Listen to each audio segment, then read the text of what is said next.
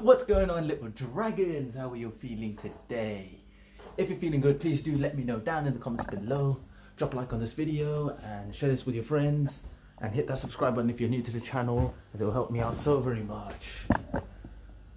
Now that we got that out of the way, guys, you guys know, some of you guys know how much I like these urban legends and like mysteries, like unsolved mysteries. These sort of things always excite me, even when I was younger. Actually, I never actually believed in these things, right? When my parents or uncles, aunties, that sort of stuff, when they told me these sort of stories, I never really believed them, but I still listen to the stories because it always excites me and makes me wonder like if it's true or not. Even when at a young age I was like that, so it still carries on. This happened in my childhood, still in my 20s, it's still carrying on. Till this day, I love hearing stories and all sorts of stuff. So this one's going to be a plane that disappeared and landed 37 years later. I guess the title itself tells the whole story, but where, what actually happened, where it happened, why it happened, how it happened, did they find out? We're going to find out, guys. So let's jump right into this video without further ado. I love you all. Let's do it.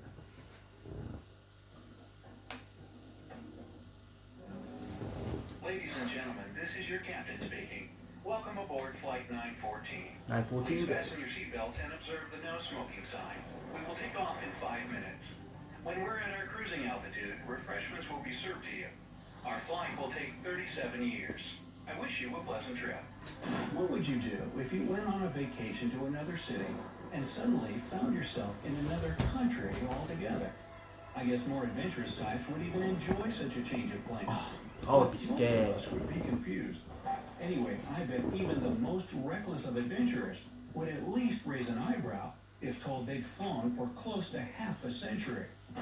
On July 2nd, 1955, Pan American Flight 914 made its way from New York to Miami, Florida. It was a fine, sunny day, and 57 passengers on board the plane were looking forward to seeing the warm beaches and palm trees of Florida. The plane took off without trouble, but 3 hours later, when it should have already landed at the destination airport, it was nowhere to be seen. Radars of the control tower in Miami didn't show any approaching aircraft, and no distress signals were received either. When air traffic control contacted the New York tower, they got a perplexing reply. Flight 914 just disappeared from the radars in midair.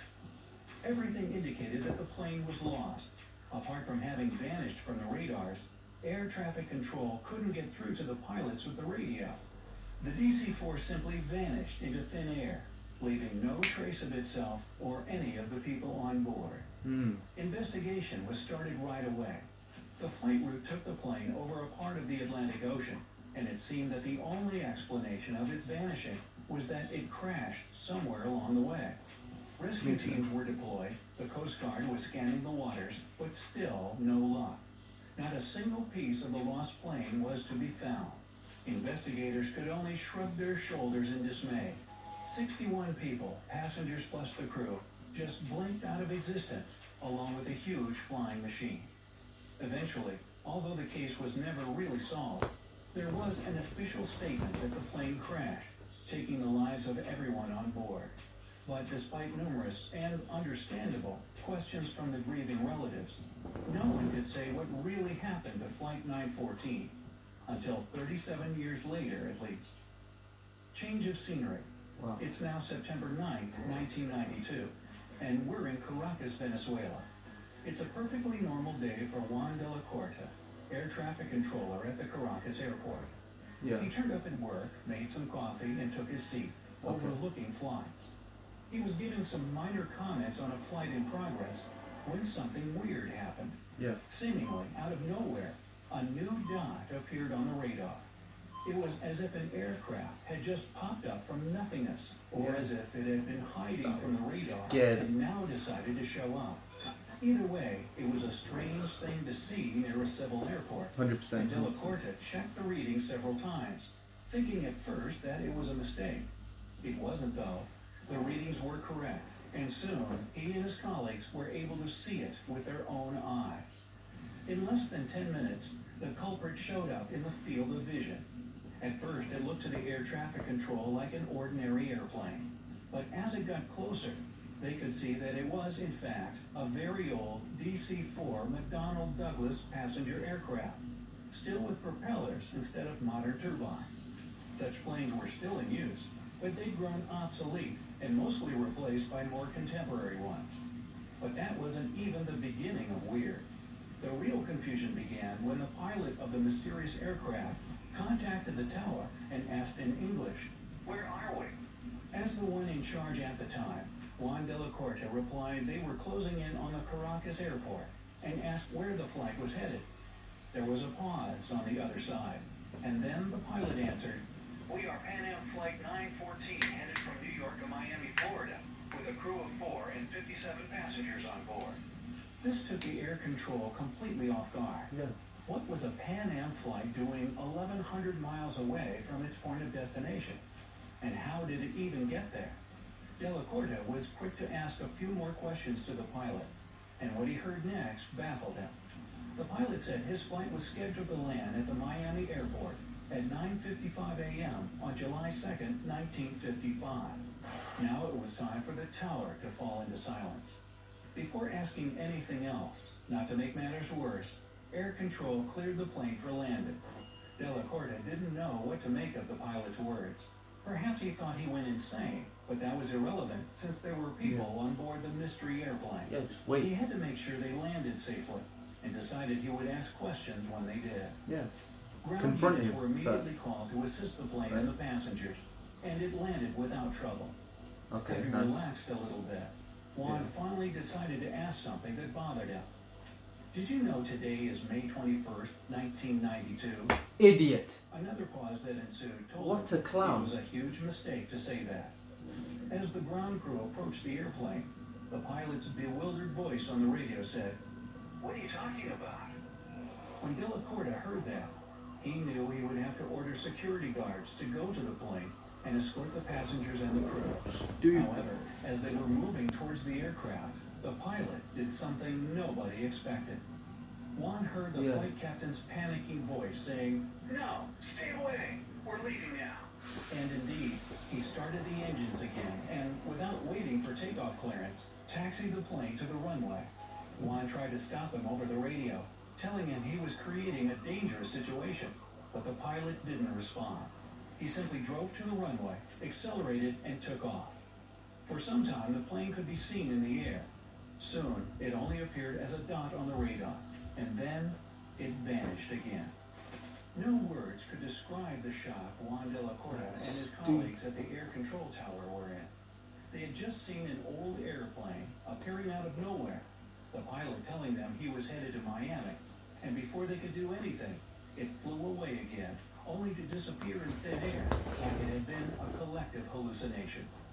No trace was found of that plane ever again, and to this day, no one can explain what happened that morning in Caracas. Smell that? Smells kind of fishy, right?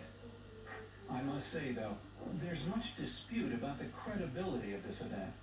Back in 1985, a tabloid called Weekly World News was the first to cover this story. And yes, I just said 1985. Yeah. 7 years before the most popular version appeared.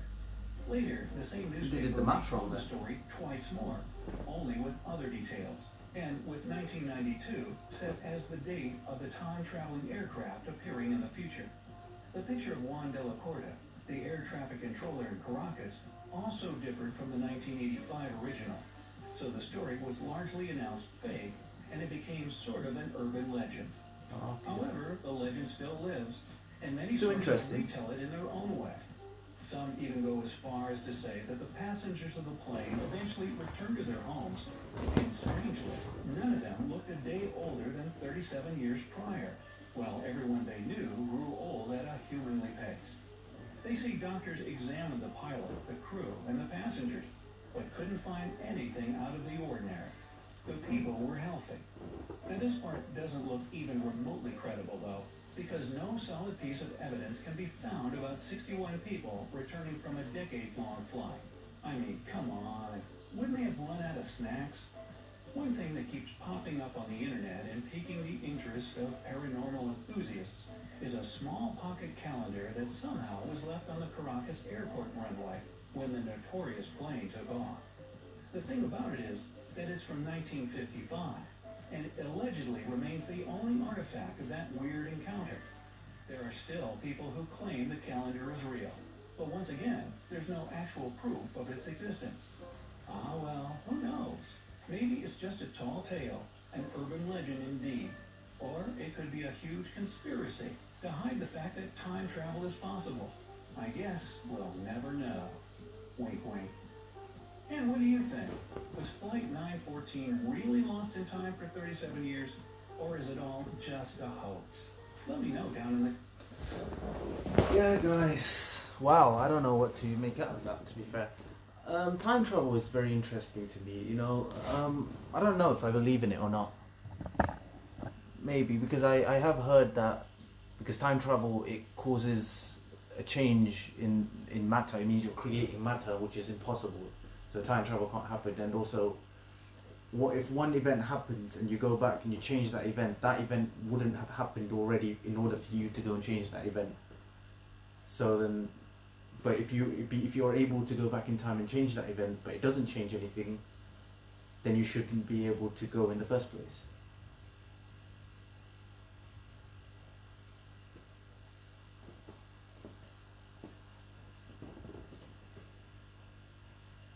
That guy, the air traffic controller guy, oh my god, if this is a real story, that guy's stupid. He should have waited until the pilot actually came out before they started exact questioning him and stuff. So that guy's an idiot. But I don't know, I think in the situation he probably didn't realise like what to do, so I forgive him for that. If it's a true story, that is. They couldn't even find traces of that guy. So there's a good chance that isn't even real. Also, how would the plane just keep flying? Wouldn't it run out of fuel? No. Wouldn't anything like go wrong with it? And as they say, that when they run out of snacks, just doesn't make any sense. But yeah, I do like this like lost ships, lost plane stories, and like statues of stuff that appear out of nowhere and it's in the middle of the sea or something like that. These sort of things do interest me. But yeah, guys, what did you think? If you believe in time travel, let me know down in the comments below. Drop a like on this video, guys. Share this video. And please, if you're new to the channel, please hit that subscribe button, as it will help me so very much. Now, guys, link to this video will be in the description below. So go check this video out. Go check them out and hit subscribe on their channel as well. I love you guys. Stay home, guys. Stay safe. Stay blessed. Stay awesome, guys.